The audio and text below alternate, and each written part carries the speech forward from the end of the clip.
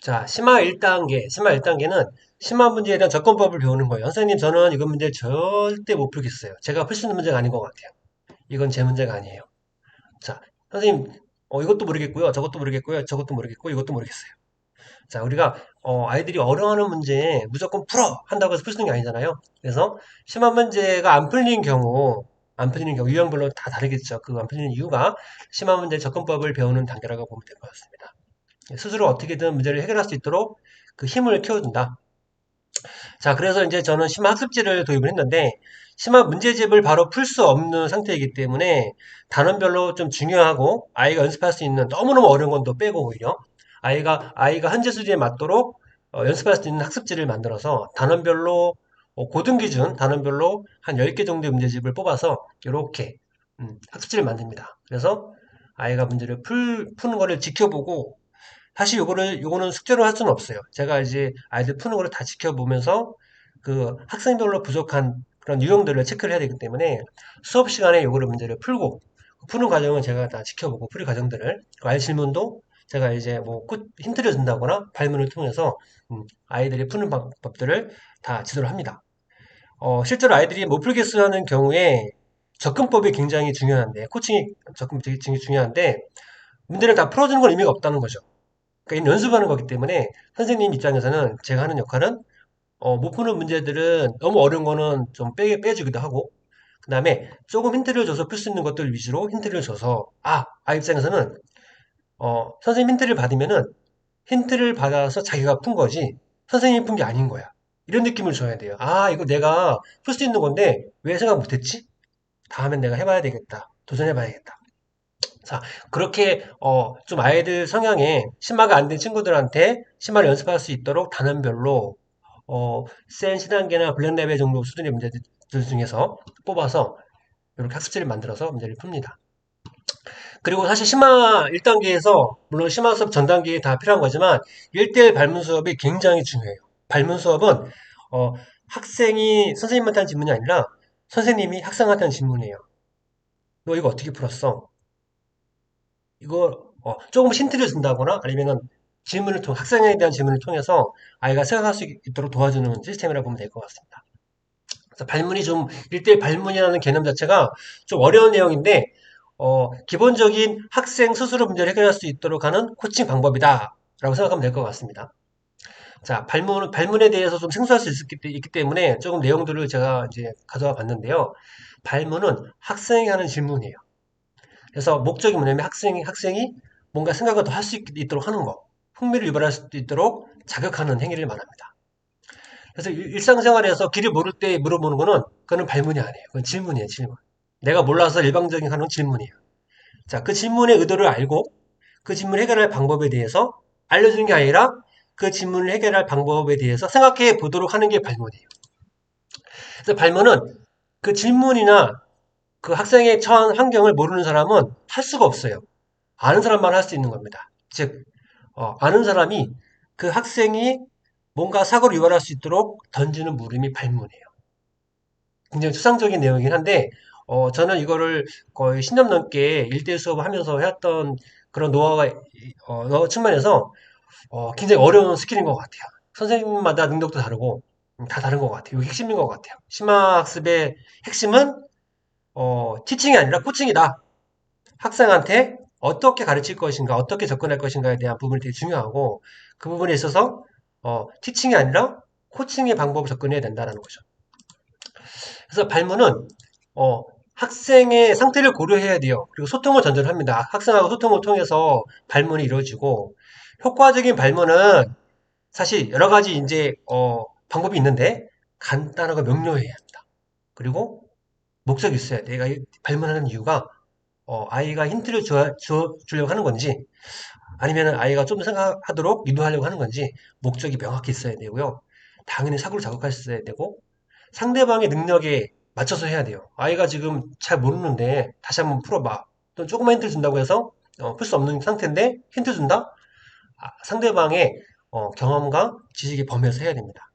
즉, 개인별 특성을 고려해야 됩니다. 이렇게 어려워요, 발문이. 너무너무 어려워요. 아이마다 100이면 100 다 달라요. 100명 아이가 처한 상황이나 아예 상태가 다르기 때문에 발문도 다 똑같이 해서는 안 돼. 아예 맞게끔 해야 되는 거죠. 굉장히 어려운.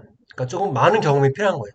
가르치는 선생님 입장에서, 코칭하는 사람 입장에서는 굉장히 많은 경험이 필요하고, 그리고 굉장히 노력도 많이 필요해요. 인내심도 많이 필요하고. 그래서 제가 이것도 내용을 블로그에 소크라테스 질문법이라고 해가지고 발문에 대해서 정리한 내용들이 있습니다. 제가 매일 제일 많이 쓰는 말, 제가 이제 학원에 이제 제 선팅에 한 건데, 제가 생각해 보니까 수업하면서 가장 많이 쓰는 말이 이건 것 같아. 설명해봐. 이것도 발문의 한 종류인데, 아이가 문제를 풀면서 조금 잘못된 개념을 하고 있다든가, 아니면 좀 헷갈린 내용들에 대해서는 한 번 더 설명해봐. 라고 했을 때, 설명을 제대로 했다. 그럼 이걸 이해한 거예요. 제가 제일 많이 쓰는 게 이건 것 같아. 설명해봐. 수업 시간에. 설명해봐. 다시 풀어봐. 설명해봐.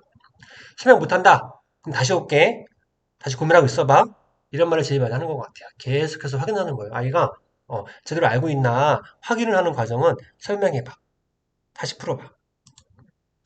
자, 심화 1단계는 심화 접근법을 배우는 거예요. 그래서 스스로 해결하는 힘을 키우는 거고, 단원별로 최적화된 심화 유형 학습지를 통해서 연습을 한다. 그리고 그 시스템이 가장 중요한 건 뭐다? 1대1 발문이다. 이게 쉽게 얘기하면 힌트인 거고, 좀 어렵게 얘기하면은 아이의 사고력을 자극하는 어떤 시스템인 거죠. 그래서 미션은 심화 학습지가 있는데 그걸 어떻게든 해결을 해야 된다. 단원별로 10개 정도의 심화 문제가 있는데 이 문제들을 어떤 친구는 10문제를 뭐 2시간에 풀기도 하고 뭐 3시간에 풀기도 하고 더 걸리기도 해요. 이거를 조금씩 연습을 해서 성공하는 게 미션이에요. 요거를 성공해야 심화 2단계를 갈 수가 있다. 자, 심화 2단계는 본격적으로 심화가 시작되는 겁니다. 그래서 매일매일 1년 365일이라고 얘기하는데 1년 365일 동안 매일매일 심화 문제를 푼다. 그게 심화 2단계예요. 굉장히 이제 심화를 안 해봤던 친구들 입장에서는 그게 가능해? 어떻게 매일매일 풀 수가 있어? 라고 하지만 이미 이게 뭐 이미 이거를 1년, 2년 푼 친구도 많고 이미 한 번 적응이 된 친구들은 당연하니까 그냥 푸는 거예요. 당연한 것과 당연하지 않은 것 사이가 이제 문제인 거죠. 자, 매일매일 푼다. 자, 심화학습을 처음 하는 경우는 굉장히 어렵기 때문에 심화학습법에 대한 가이드를 제공을 합니다. 매일 풀 분량을 정해주고 보통은 블랙라벨 처음에는 한 페이지 풀고 조금 적응이 몇 개월 지나고 나서는 이제 두 페이지 한 장씩 푸는 거죠. 하루에 풀 분량을 좀 정해주고 아예 능력에 따라서 정해주는 거죠. 반반 프린노트 하는 거고 자 어떻게 풀어야 될지 너무 어려운 문제를 집착하면은 그날 분량을 못 끝낼 수가 있어요. 그러니까 어려운 문제 넘어가고 나중에 푸는 법 이런 것도 연습을 좀 해야 돼요. 심학습법에 대한 것도 좀 이제 방법이 필요한 거니까. 뭐 새벽에까지 푸는 친구가 있는데 정해놓고 푼다 시간을. 자 이제 이것저것 아이들마다 조금씩 다르니까 성향이 다르니까 이 중에 지켜야 될 게 있고 안 되는 친구가 있긴 한데 기본적인 학습법에 대한 내용도 알려주고 한 문제 풀 때만 채점하지 않고 오늘 푼 문제는 오늘의 채점까지 해서 끝내야 되고 자 중요한 거는 그 푼 과정에 대해서 카톡으로 보내라 라는 게 이제 심화학습의 가장 마지막 이제 미션인 거죠. 매일 풀 분량을 정하고, 다 풀고 나면은 카톡으로 보내라. 보냈니? 보냈습니다. 47쪽에 8번은 어려워서 못 풀었습니다. 오케이, 알겠어. 자, 오늘은 다 풀었나 보다. 오케이, 굿. 아이고, 오늘은 못 푼 게 좀 어려움 많네요. 그럴 수 있어요. 10만 문제를 뭐 다 풀 수 있으면은 뭐 혼자 공부하면 됐지. 그걸 어떻게 다 풀 수 있으니까. 네. 아이고, 오늘은 또 많이 풀었네. 밀린 거 풀었나 봅니다. 자, 힘내고. 아이고, 이 친구는 이제 조금씩 밀리나 봅니다. 네, 화수일 밀린 거는 주말에 좀 더 한다고 합니다. 네, 좋았어. 아, 이 친구는 보니까 조금씩 밀리는 친구가 봐요. 두 개는 아직 풀겠습니다. 오케이. 아이고, 새벽에 2시 20분까지 풀었네. 아이고, 이것도 사실 비추긴 한데, 어쨌든 처음 시작은 하는 게 중요하니까. 아이고, 다 푼 날 됐네요. 오케이, 굿. 네, 자고 일어나 다시 풀겠다고 합니다. 네, 이렇게. 자, 매일매일 끝난 다음에 그날 푼 내용에 대해 시점을 다 하고, 그 다음에, 자기가 푼 과정에 대해서 사진을 찍어서 인증사진을 보내는 거죠. 자, 메타 트랙이 있는데, 심화 문제에, 우리 블랙라벨이네. 블랙라벨 푼 거에 대해서 이제 기록을 하는데, 제가 이거를 심화를 처음 하는 친구한테는 항상 보여줘요. 이 친구의 메타 트랙을. 왜냐면은, 자, 처음 풀 때, 왼쪽이 처음 푼 거거든요. 처음 풀 때, 이 친구 지금 이제 예비 고3이고, 이제 거의 고3이고, 고1 때, 중3 겨울방학 때겠죠? 중3 겨울방학 때 이걸 처음 풀었는데 거의 반 정도밖에 못 풀어요. 처음 풀 때. 처음 풀 때. 누구나 다 그래. 잘하든 못하든 심화를 안 했던 친구들은 뭐 잘할 수 있느냐를 떠나서 심화가 어려울 수밖에 없어. 그러니까 분량을 정해주고 매일매일 조금씩 나눠 풀어야 되는 거거든요. 그래서 얘를 다시 한번 풀고 또 한 번 더 풀고 오답만 먼저 하고 다시 풀고 이렇게 하는 거죠. 자, 이 친구가 지금은 블랙라벨에서는 지문이 한 단원에 그러니까 한 두 장, 네 페이지 한두 개 정도 있어요. 지금 현재는. 그러니까 이렇게 공부한 게 2년 정도 되니까 2년 지나니까 블랙라벨에서 문제에서는 지문이 어 그러니까 한 뭐 20문제 중에 한 개 정도라고 보면 될 것 같아요. 질문. 대부분 본인 해결을 하고. 그 친구도 처음 볼 때는 이렇게 어려웠다. 엄청 어려웠다. 심화 문제를 푼다는 매일매일 푼다는 거는 정말 정말 힘든 일이에요. 그러니까 심화 준비 단계가 필요하고 심화 1단계가 필요한 거거든요. 처음부터 너 실력 있어 보이니까 심화 문제 풀어봐. 블렌더맨 풀어보자. 노노노. 그렇게 해서 성공하는 케이스는 한 번도 없고 오히려 수학이 비호감으로 바뀌어요. 아 나는 수학이 너무 어렵고 싫어 이제. 매일매일 풀어야 되는 게 너무 짜증나 힘들고. 자 그렇게 할 수 있는 친구만 그렇게 하는 거예요. 그런 준비가 되어 있는 친구만 하는 거죠. 그래서 심화 문제는 한 번에는 안 된다. 매일매일 풀고 하는 심화 학습법은 한 번에 안 되고 장기적인 전략이 필요하니까 가능한 한 이거를 중등 때 연습하면 좋은데 그죠? 고등학교 다닐 때 학기 중에는 이거를 해낼 수 있는 힘과 시간이 별로 없어요. 그래서 방학 때 보통 하기도 하고 그래서 조금 여유가 있고 시간 많을 때 심화 연습을 시작해야 되는 거죠. 자, 심화 2단계는 1년 365일 매일매일 심화 문제집을 푼다. 그래서 메타트릭을 통해서 관리하고 인증샷을 통해서 매일매일 푼 내용을 보내고 당연히 질문이나 잘 안 되는 문제들에 대해서는 발문 수업을 하고 이 발문이 굉장히 중요한 거죠. 선생님의 역할이 이제 발문을 통해서 아이가 계속 풀 수 있도록 힘을 실어줘야 돼요. 자신감도 풀어줘야 되고.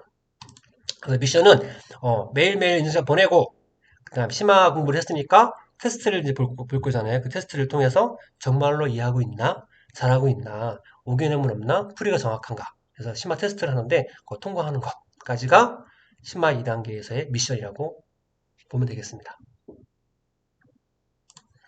자, 심화 3단계까지 왔다는 얘기는요. 이 친구는 이미 어, 매일매일 심화 문제를 풀고 있는 친구고, 그쵸? 그러니까 이미 실력이 어느 정도는 완성이 된 친구다. 검증이 됐다. 뭐 내신 뭐 1, 2등급까지 뭐 당연히 갈 수 있는 실력인 거다라고 보면 될 것 같고요. 자, 심화 3단계에서는 우리가 심화하는 목적이죠. 수능이나 내신에 있는 고난도 문제, 킬러 문제를 이제 풀 수 있는 단계인 거죠. 그래서 자, 시스템은 다 알고 있는 거니까 1대1 발문 수업이 당연히 여기도 이제 적용이 되는 거고 그다음에 중요한 거는 이 친구들은 시간 싸움이잖아요. 그래서 최적화된 풀이를 배워야 돼요. 그거에 토론을 또 하기도 하고 그러니까 실력은 되어 있지만 풀 수는 있으나 어떻게 푸는 게 더 효과적이냐에 대한 그런 첨삭을 통해서 첨삭과 소통을 통해서 토론을 통해서 그런 것들을 이제 배워나가는 거예요. 자, 그래서 미션은 고등 기출 모의고사를 풀고 이제 실제 모의고사 기출 문제를 풀면서 이제 이런 것들을 연습을 하는 거죠. 그래서 기출 모의고사를 풀기 전에는 항상 이런 방법에 대해서 이제 고지를 하고 안내를 하고 이제 배우는 거죠. 어떻게 풀어야지만 그 시간 싸움에서 이길 수 있느냐, 어떻게 해야지 이렇게 기출 문제나 기출 문제를 풀 때 시험을 대할 때 더 효과적인 거냐라는 부분에 대해서 연습을 하는 거예요. 본격적으로.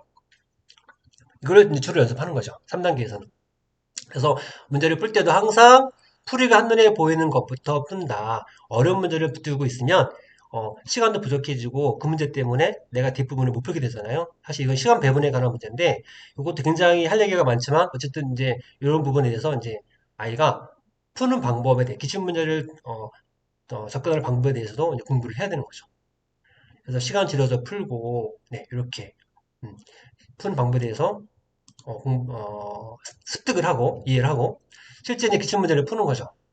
이 친구는 네, 잘하는 학생인가 보네요. 네, 3개밖에 안 틀렸다. 네, 틀렸고 네, 별표가 있고 시험을 보고 자, 이렇게 틀린 문제에 대해서는 틀린 문제 또는 이제 오개념에 대해서는 이렇게 오답을 이제 합니다. 그래서 잘못된 부분에 대해서 번호를 적고 오답을 하고 그리고 이제 제일 중요한 부분인데 기출 모의고사를 보는 이유가 뭐냐면은 내가 실제 시험에서 정말 효과적인 시간 배분을 하고 하겠다는 거잖아요. 그래서 우선분이 배분이 잘했는지 보통으로 했다네요.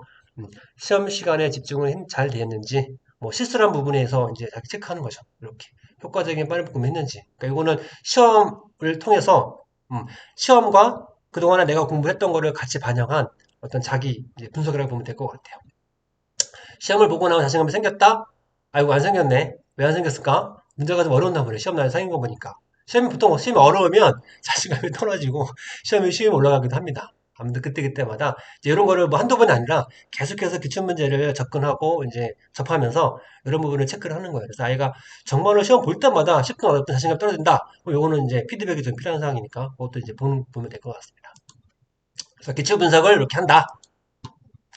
자, 끝났네요. 3단계까지. 네. 기출문제까지 잘하고, 이걸 연습을 하고 기출분석까지 한 친구들은 잘 이제 끝나고, 10만 3단계를 통해서 이제, 내신 문제에 대한 효율적인 접근을 하게 되는 거죠. 자, 마무리네요, 벌써. 이게 벌써 확 나와버렸네요, 마무리가. Slow and steady wins the race. 제가 제일 이제 좋아하는 문구이기도 한데, 느리다?